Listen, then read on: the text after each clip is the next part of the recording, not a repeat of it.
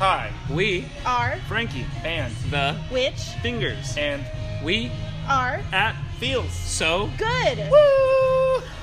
I'm Pickle from Frankie and the Witch Fingers, and I picked Radiohead Hail to the Thief. The first time I saw Radiohead in concert was 2004.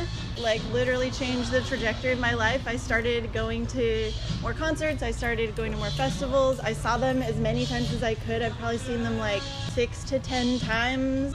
I love Mixomatosis off of this album, and I obviously love the Hail to the Thief like title track. But Radiohead, just legends. Like, interesting rhythm, insane amounts of layers, like polyrhythms that like fold into each other.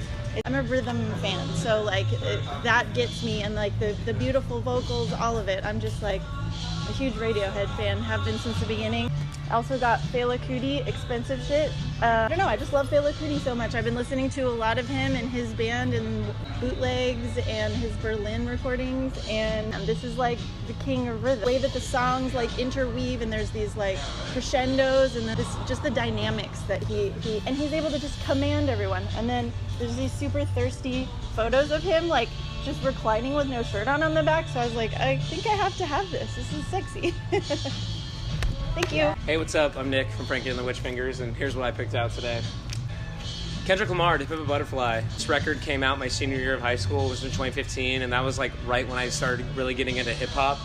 And I remember this record just absolutely blowing my mind. It finally came out after all the hype leading up to it and everything, and it really exceeded my expectations. And I know a lot of people were upset because it wasn't like Good Kid, Mad City or like the other stuff before, but I don't think a record is going to go down in history as much as this one is, especially in the last 20 years. It really is incredible, and I've actually never owned it on wax before, so yeah. So the Meters are probably one of my favorite bands of all time. I could probably listen to them whenever the hell I want, like at any given time during the day. As a drummer, the drummer Ziggy is just incredible. The first 3 records specifically are like the holy Bible of funk drumming. Never gets old. Some of my favorite songs of all time are on here. Hand clapping song, Look a Pie Pie, Little Moneymaker. I seriously cannot get enough of this record. Love the Meters in general. So, and this has like all their best songs ever. So this is getting hard filed. Last but not least, what can you say about this band or this record that hasn't already been said? So I'll talk about it on a personal level. This is an album that I like just as much now as a 26-year-old person than I did when I first discovered Black Sabbath when I was like 12 or 13 years old, thanks to my dad. And it really is one of the greatest records of all time.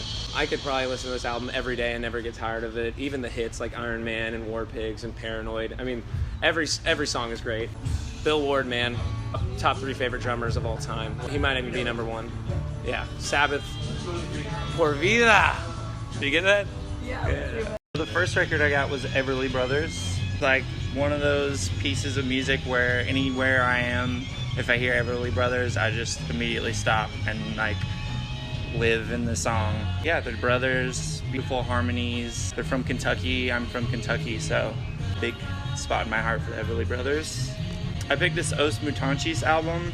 This is the first time I ever heard Tropicalia music.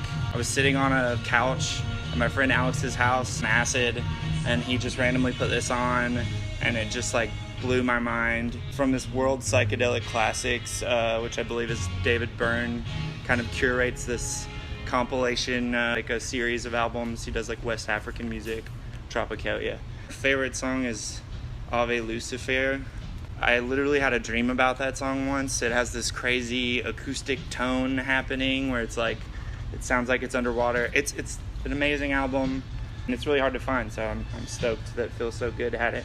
Yeah, so I got Frank Zappa Hot Rats, one of my favorite albums. First or second solo album, not with the Mothers. It's like mostly instrumental, fucking rad. The guitar playing just kind of blows my mind. I think it was one of the first albums recorded on 16 tracks, so that allowed him to overdub a lot of crazy stuff, like horn sections and mess with the tape speed, a lot of wacky stuff. AC/DC, Dirty Deeds, this is where it all started for me. My first favorite band, kind of how I learned how to play guitar, was just learning every AC/DC song. They're easy to learn, but hard to master, I guess. Me in middle school was just playing this, because I was grounded all the time, and I would just play this shit all the time. Now I got it on wax. Fuck yes. Perfect. You guys are amazing and so good at this. I love it.